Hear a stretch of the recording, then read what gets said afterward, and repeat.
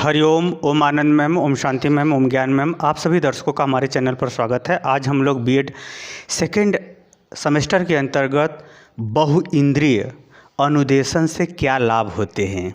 बहुइंद्रिय अनुदेशन का तात्पर्य यह है कि विभिन्न प्रकार के साधनों का इस प्रकार से उपयोग किया जाए कि विद्यार्थी की ज्ञानेंद्रियां सक्रिय होते हुए प्रभावपूर्ण ढंग से अध्ययन या अधिगम कर सकें। कहने का हमारा ये तात्पर्य यह है कि बहुत सारे उपकरणों का, जिसमें सहायक सामग्री, आवश्यक सामग्री, उदाहरण, अनुभव, भाषा, शैली, कला, कौशल, प्रस्तुति, व्याख्यान, शब्द, हाव भाव इत्यादि समस्त उपकरणात्मक और व्यक्तिगत गतिविधियों को शामिल करके उसके ज्ञानेंद्रियों को सक्रिय किया जाता है।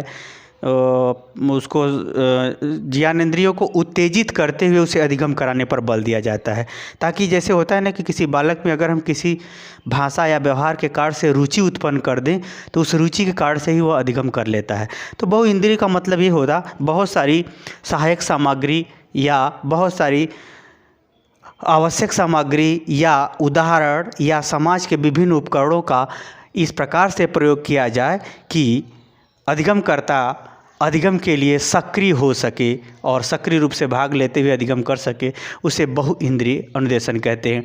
बहुइंद्रिय अनुदेशन एक प्रकार से हर अधिगम कराने के लिए हर आवश्यक और संभव गतिविधियों को अपना करके उसे अधिगम कराने पर बल दिया जाता है। शिक्षण का उद्देश्य और अनुदेशन का उद्देश्य दोनों एक ही होता है। इस सब की चर्चा की जा चुकी है पिछले वीडियो में। चूँकि यह सिलेबस है, इसको आप क्रम से पढ़ेंगे तो ज़्यादा स्पष्ट समझ में आएगा। ये कोई कंपटीशन का नहीं है कि जहाँ से मन में आया उसी जगह से रट लो, ऐसा नहीं है। इसमें थोड़ा सा ये ध्यान रखेंगे, यदि आप क्रम से पढ़ते रहेंगे तो ज़्यादा आपको अच्छा समझ में आएगा। फिर भी अगर आपकी मानसिक क्षमता अच्छा है तो आप जहाँ से समझ में आता है वहाँ से आप पढ़ लीजिए और पढ़ते रहिए। अब हम अपने ज्ञानेंद्रियों के बहुत सारे पहलुओं को जागृत करके अगर हम अधिगम कराने पर बल देते हैं या अधिगम करी हुई चीज़ को सिखाने के लिए निर्देश देते हैं तो वह बहुइंद्रिय अनुदेशन कहलाता है। इससे लाभ क्या होता है, उस लाभ को हम लोग इस वीडियो के अंतर्गत पूरा हम लोग स्पष्ट रूप से देखेंगे, अध्ययन करेंगे। पहला लाभ यह है कि प्रभावपूर्ण शिक्षण या अधिगम कराने में बहुत लाभप्रद होता है। क्यों? क्योंकि जब अध्यापक पढ़ाता है तो उसमें जो शिक्षण कार्य करता है, जब पढ़ाता है तो जैसे व्याख्यान विधि का प्रयोग करता है, उसमें प्रश्न का भी प्रयोग करता है, उसमें समाज से उदाहरण का भी प्रयोग करता है, आवश्यकता अनुसार चित्र का प्रयोग, पाठ्यसागामी क्रियाओं के अंतर्गत प्रयोगात्मक गतिविधियाँ, और अगर प्रोजेक्ट संबंधी कार्य है तो प्रोजेक्ट से फील्ड वर्क भी कराने का कार्य करता है। अगर कहीं भ्रमण कराना है तो भ्रमण से, यानी कहने का मतलब यह है अध्यापक प्रभावशाली शिक्षण के लिए विभिन्न प्रकार का उपकरणों का, उसमें प्रोजेक्टर का भी प्रयोग कर सकता है, प्रोजेक्टर का भी वह प्रयोग कर सकता है। उसमें पूर्व ज्ञान को जांचने के लिए वह परीक्षा भी ले सकता है, टेस्ट भी ले सकता है, पूर्व ज्ञान से संबंधित प्रस्तावना करते हुए उसे पढ़ा सकता है। यानी कहने का मतलब यह है कि बहुइंद्रिय अनुदेशन के अंतर्गत अनेक प्रकार का या उस टॉपिक के अनुसार उपयुक्त गतिविधियों को शामिल करते हुए उपयुक्त आवश्यक सहायक सामग्री को शामिल करते हुए उसे पढ़ाने का कार्य किया जाता है। इसलिए यह प्रभावपूर्ण शिक्षण यानी प्रभावशाली ढंग से पढ़ाने में बहुत ज़्यादा मदद मिलती है बहुइंद्रिय अनुदेशन के माध्यम से। जैसे हम किसी चीज़ को प्रयोग करके दिखा रहे हैं, स्वयं करके दिखा रहे हैं, तो इस सभी गतिविधियाँ क्या करती हैं, प्रभावशाली शिक्षण को जन्म देती हैं, यानी प्रभावशाली शिक्षण कहती है। चूँकि अध्यापक यदि प्रभावशाली ढंग से पढ़ा रहा है, उस टॉपिक से संबंधित विभिन्न उपकरण, प्रयोगात्मक गतिविधियाँ या उससे संबंधित प्रश्न या उससे संबंधित कार्य या उससे संबंधित उदाहरण, उससे संबंधित प्रयोग इत्यादि सब बातों को बता रहा है तो प्रभावशाली शिक्षण हो जाता है। तो प्रभावशाली अगर शिक्षण है तो निश्चित रूप से विद्यार्थियों को प्रभावशाली अधिगम भी होगा, क्योंकि उससे संबंधित प्रत्येक पहलुओं को या प्रत्येक आवश्यक जानकारी को वह विभिन्न क्षेत्रों से, विभिन्न उपकरणों से, विभिन्न अनुभवों से, विभिन्न उदाहरणों के साथ प्रस्तुत करता है। इसलिए प्रभावशाली शिक्षण भी होता है। यही कारण है कि बहुइंद्रिय अनुदेशन के विभिन्न स्तरों का जब पालन किया जाता है तो प्रभावशाली अधिगम भी होता है। पहला लाभ तो ये है। दूसरा लाभ है रुचि एवं ध्यान उत्पन्न करने में सरलता। किसी विषय के प्रति रुचि उत्पन्न करना या किसी विषय पर, किसी टॉपिक पर ध्यान केंद्रित करते हुए ध्यान केंद्रित करना या रुचि उत्पन्न करने के लिए यह बहुइंद्रिय अनुदेशन बहुत महत्वपूर्ण होता है। क्योंकि इसमें जब हम किसी चीज़ को, जैसे किसी विषय के उसके वास्तविक नेचर के अनुसार अगर हम विभिन्न कला कौशलों का प्रयोग करके पढ़ाते हैं तो बालक को उस विषय में क्या होती है, सहज ही रुचि उत्पन्न हो जाती है, या उस क्षेत्र में उसको क्या होती है, सहजता से रुचि उत्पन्न हो जाती है। जब रुचि उत्पन्न हो जाती है तो निश्चित रूप से वो ध्यान भी देगा, और ध्यान देगा तो अधिगम प्रभावशाली होता है। तो बहुइंद्रिय अनुदेशन के अंतर्गत विभिन्न प्रकार के जो सहायक सामग्री हैं, उपकरण है, कला कौशल है, प्रशिक्षण है, अभ्यास है, प्रस्तुति है, या जो कुछ भी गतिविधियाँ अपनाई जाती हैं उसके माध्यम से क्या होता है, किसी विषय में उसको रुचि उत्पन्न करने में सरलता उत्पन्न होती है, और उसमें ध्यान रुचि के साथ जब ध्यान उत्पन्न होने लगता है, जब उसमें वह काफ़ी सक्रिय होकर के भाग लेने लगता है तो अधिगम भी अच्छा होता है और उसका प्रभाव, उसका प्रयोग भी स्पष्ट रूप से करने में सरलता देखने को मिलती है। तो इस प्रकार से अगर हम कहें बहुइंद्रिय अनुदेशन से रुचि और ध्यान विद्यार्थियों में उत्पन्न करने में सरलता होती है, मिलती है। अगला है विशिष्ट विद्यार्थियों के लिए उपयोगी। जैसे अगर हम बात करें विशिष्ट विद्यार्थी मतलब समावेशी शिक्षा के अंतर्गत सभी प्रकार के विद्यार्थी शामिल होते हैं, जिसमें विकलांग बालक, शारीरिक रूप से विकलांग बालक, मूक बधिर बालक और दृष्टिबाधित, आंशिक दृष्टिबाधित बालक, आंशिक रूप से श्रवण बाधित बालक, यानी ये कहिए कि आपराधिक किस्म के बालक, सभी प्रकार के बालक समावेशी शिक्षा के अंतर्गत शामिल सामान्य कक्षा में किए जाते हैं। तो जो विशिष्ट बालक है, जिसको किसी प्रकार की अगर जैसे दिक्कत है, जिसको जैसे सुनने में दिक्कत आ रही है, तो ऐसे के लिए वो अध्यापक क्या करता है, थोड़ा तेज या उपकरणों का प्रयोग करता है जिसमें थोड़ी तेज आवाज़ निकलती है। तो वह उपकरण का जो तेज बोलने का, उसी तरह से कि जिसको कम दिखाई देता है वहाँ तेज प्रकाश की व्यवस्था कर दी जाती है। तो इस प्रकार से हम जो विशेष प्रकार के जो बालक हैं उनके लिए सामान्य कक्षा में ही विशेष उपकरणों का प्रयोग करते हुए जब पढ़ा दिया जाता है तो वो भी सामान्य कक्षा में पढ़ लेते हैं और समाज के मुख्य धारा में जुड़े रहते हैं। तो जो बहुइंद्रिय अनुदेशन है, जिसमें अधिगम के लिए विभिन्न प्रकार के साधनों का इस प्रकार से प्रयोग किया जाता है कि बालकों की ज्ञानेंद्रियां सक्रिय होकर के उसे सीख सकें। तो ऐसी परिस्थिति में जो विशेष बालक है या जिस बालक में विशिष्टता है, किसी समस्या के कारण से या किसी अन्य दुर्घटनाओं के कारण से अगर विशिष्टता आ गई है, किसी प्रकार का अधिगम में अवरोध आ गया है, तो उनको भी सिखाने में काफ़ी मदद मिलता है, क्योंकि इनमें विभिन्न प्रकार के उपकरणों का प्रयोग किया जाता है। तो विशिष्ट बालकों को भी पढ़ाने में जो है इससे काफ़ी मदद मिलती है, काफ़ी उपयोगी सिद्ध होता है। इसलिए बहुइंद्रिय अनुदेशन के माध्यम से अध्ययन अध्यापन करना लाभप्रद होता है और आवश्यक भी होता है। अगला है विषय की स्पष्टता। जैसे किसी विषय की स्पष्टता क्या सिर्फ भाषा से हो सकती है? नहीं, भाषा भी चाहिए, उसके लिए प्रयोग भी चाहिए, उसके लिए भावनात्मक संवेदनाओं का आदान प्रदान भी चाहिए, ताकि अध्यापक के हाव भाव को भी विद्यार्थी समझे। यानी उस विषय का ज्ञान चाहिए, उस विषय का अन्य विषयों से संबंध की जानकारी होनी चाहिए, भावात्मक भी समझ होना चाहिए, भाषा का भी समझ होना चाहिए, उसका उपयोग भी समझना चाहिए, उसका महत्व भी समझना चाहिए। इसके संग संग उस विषय को और अच्छे ढंग से, प्रभावशाली ढंग से पढ़ने पढ़ाने के लिए उपकरणों का भी प्रयोग होना चाहिए या प्रयोग करना चाहिए। तो इससे क्या होता है कि विषय के प्रत्येक पहलू को विद्यार्थी क्या होता है, आराम से सीख जाता है, क्योंकि अध्यापक जो है उस विषय को रुचिपूर्ण बनाने के लिए सभी संभव साधनों का प्रयोग करता है।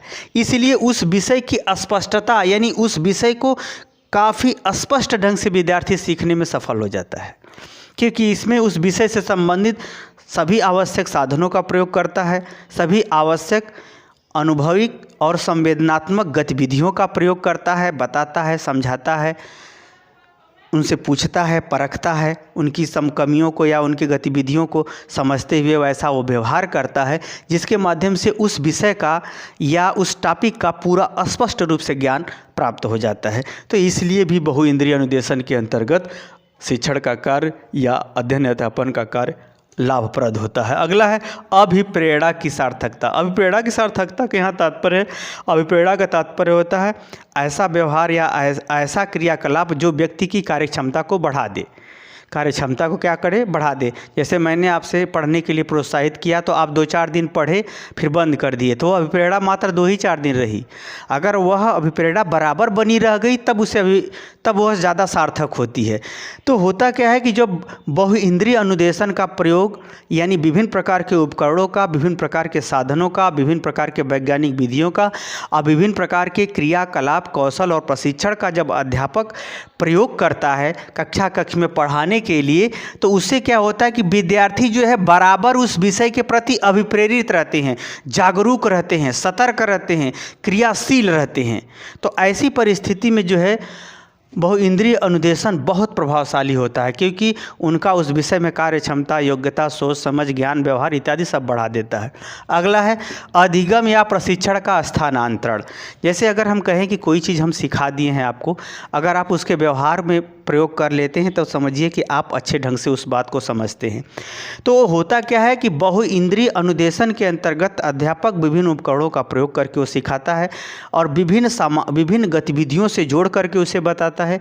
इसीलिए अध्यापक क्या करता है कि जो चीज़ सिखाता है उसी सीखी हुई चीज़ का दूसरे क्षेत्रों में भी प्रयोग को बताता है, ताकि विद्यार्थी जो है सीखी हुई चीज़ का अपने आप दूसरे क्षेत्रों में भी प्रयोग करने में सफल हो सके, सार्थक हो सके। वो अपने आप दूसरे क्षेत्रों में जैसे आप साइकिल सीख लेते हैं तो आपको बाइक सीखना सरल हो जाएगा, बैलेंस बनाना आपके लिए सरल हो जाएगा। तो कहने का मतलब ये क्या है, साइकिल सीखी हुई चीज़ है, उसका स्थानांतरण आपने बाइक में कर दिया। उसी तरह से जब आप बाइक चला लेंगे और बाइक को मतलब क्लच, गियर जो भी है उसको आप ब्रेक ये सब आप सामान्य ढंग से संचालित कर लेते हैं तो 4 व्हीलर सीखने में काफ़ी मदद मिलेगा, क्योंकि वहाँ पर वह जो चीज़ सीखी हुई चीज़ है स्थानांतरित हो गई। तो उसी तरह से इतना प्रभावशाली ढंग से बहुइंद्रिय अनुदेशन के अंतर्गत शिक्षण का कार्य या अधिगम कराने का कार्य कराया जाता है, जिससे क्या होता है अधिगमकर्ता उस सीखी हुई चीज़ को दूसरे क्षेत्रों में प्रयोग करने में या दूसरे क्षेत्र को समझने में या दूसरे क्षेत्र को अपने अनुकूल बनाने में या स्वयं उस क्षेत्र के अनुकूल बनने में काफ़ी मदद मिलती है। तो यह भी इसका लाभ होता है बहुइंद्रिय अनुदेशन का। अगला है विषय का महत्व। जैसे जो किताबी ज्ञान वाले होते हैं, जो सिर्फ किताबों से पढ़ के कंपटीशन निकालते हैं, वो किसी विषय के महत्व को कम समझते हैं, क्योंकि जो महत्व है ज्ञान का महत्व आँखों से ज़्यादा समझ में आता है। जैसे कि कोई चीज़ हम आपको समझा रहे हैं, उसमें हम अगर निगाहों से बल देते हैं, भावनाओं से बल देते हैं और अपने हाव भाव से उसको बताते हैं कि ये बहुत महत्वपूर्ण है, तो आपका जो ज्ञान, जो अध्ययन करके आप पाए हैं ज्ञान, उससे कहीं ज़्यादा महत्व का ज्ञान हमारे द्वारा दिया हुआ हो जाएगा। क्यों? क्योंकि जो महत्व किसी चीज़ की समझ में आती है उसमें भावनाओं से, निगाहों से और उस अध्यापक की उस विषय पर बार बार निर्देशन और बार बार जोर दे के अभिव्यक्ति के कार्य से किसी चीज़ का महत्व समझ में आता है। तो बहुइंद्रिय अनुदेशन के अंतर्गत समस्त गतिविधियां अपनाई जाती हैं। इसके कार्य से जो होता है वह किसी विषय का महत्व या उसकी उपयोगिता को ज़्यादा स्पष्ट और ज़्यादा सही ढंग से समझता है। यही जान लीजिए कि जिस व्यक्ति को इस बात पर विश्वास नहीं है कि गलत काम का गलत परिणाम होता है, वो पढ़ा लिखा मूर्ख है। ये अलग बात है कि वह अपनी मूर्खता को कब समझेगा, कब नहीं समझेगा, या सही व्यक्ति उसे समझ पाएगा या नहीं समझ पाएगा, ये अलग बात है। यानी जो व्यक्ति को इस बात पर विश्वास नहीं है कि गलत काम का गलत परिणाम होता है, वह किसी भी स्तर पर हो, वह पढ़ा लिखा मूर्ख है।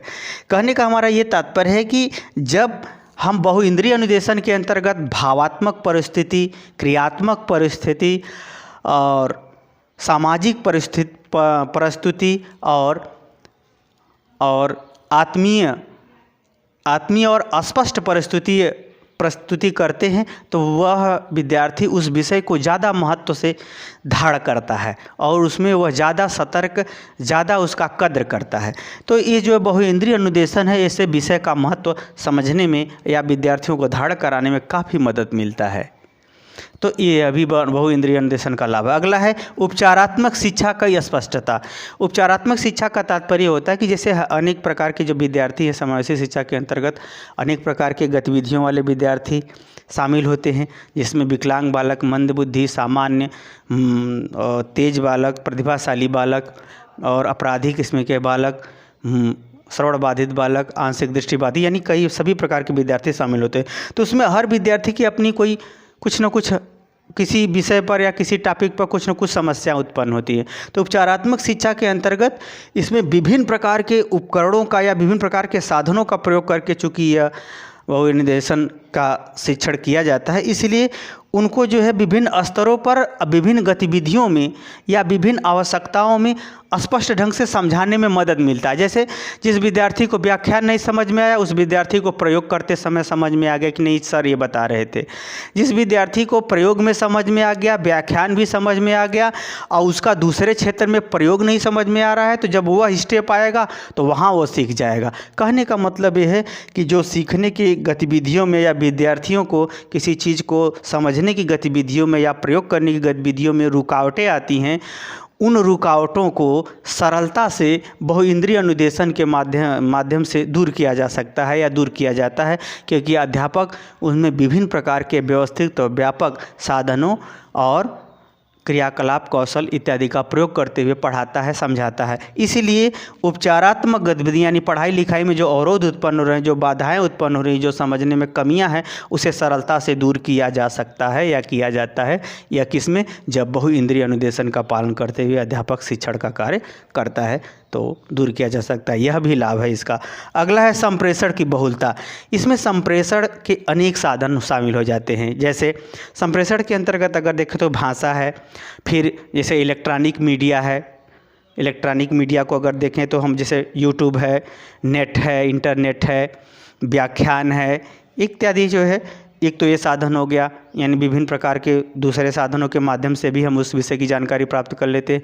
उसके बाद प्रयोग है, उसके बाद जो है हाव भाव है, उसके बाद जो है विभिन्न प्रकार के जो क्रियाकलाप कौशल हैं, यानी हम संप्रेषण के सभी संभव तकनीकों का बहुइंद्रिय अनुदेशन के अंतर्गत प्रयोग करते हैं। संप्रेषण के अंतर्गत हम अपनी सूचनाओं को दूसरे तक पहुंचाने का कार्य करते हैं।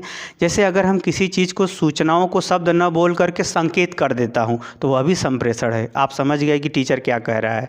उसी तरह से जो होता क्या है कि जो संप्रेषण के अंतर्गत भाषा, उपयोग, अंतर से संबंधित भी जानकारियाँ जो है दी जाती हैं। वो क्रियाकलापों के माध्यम से, शब्द के माध्यम से, संकेत के माध्यम से इत्यादि कोई भी माध्यम हो सकता है। तो संप्रेषण के अंतर्गत सिर्फ भाषा ही नहीं, अन्य भी चीज़ें आती हैं, जिसमें व्यवहार, समझ, विवेक इत्यादि। जो यही कहा जाता है कि जो टीचर पढ़ाते पढ़ाते विशेष स्पेशल हो गया है, उसको पढ़ाने का अंदाज या किसी विषय को समझाने का अंदाज बदल जाता है। तो वह भी अंदाज जो बदला है वह भी तो संप्रेषण ही है। तो संप्रेषण के अंतर्गत जब सूचनाएं या ज्ञान जानबूझ करके एक स्थान से दूसरे स्थान तक पहुंचाने का प्रयास किया जाता है, तो इस प्रक्रिया के अंतर्गत अध्यापक क्या करता है, विभिन्न प्रकार के उसे विकल्प या विभिन्न प्रकार के साधन उसके लिए सुलभ होते हैं या उसका प्रयोग करता है, जिसके कारण से उस विषय की स्पष्ट जानकारी हो जाती है। यानी संप्रेषण के विभिन्न पहलुओं से भी वह ज्ञान वृद्धि करने में या अधिगम कराने में सफल होता है। यह भी लाभ बहुइंद्रिय अनुदेशन का होता है। बहुइंद्रिय अनुदेशन के अंतर्गत अध्यापक विभिन्न प्रकार के साधनों का प्रयोग करते हुए ज्ञानेंद्रियों को सक्रिय करते हुए अधिगम कराने का प्रयास करता है। मुझे उम्मीद है कि आप समझ गए होंगे कि बहुइंद्रिय अनुदेशन का पालन करते हुए अध्यापक को किस प्रकार पढ़ाना चाहिए, किस प्रकार से किसी विषय को समझाते हुए उसका लाभ विद्यार्थी तक पहुंचाना चाहिए। मुझे उम्मीद है समझ गए होंगे। समझ गए तो कमेंट बॉक्स में ज़रूर बताइए। साथ ही मेरे चैनल को लाइक शेयर सब्सक्राइब भी कीजिए। हरिओम।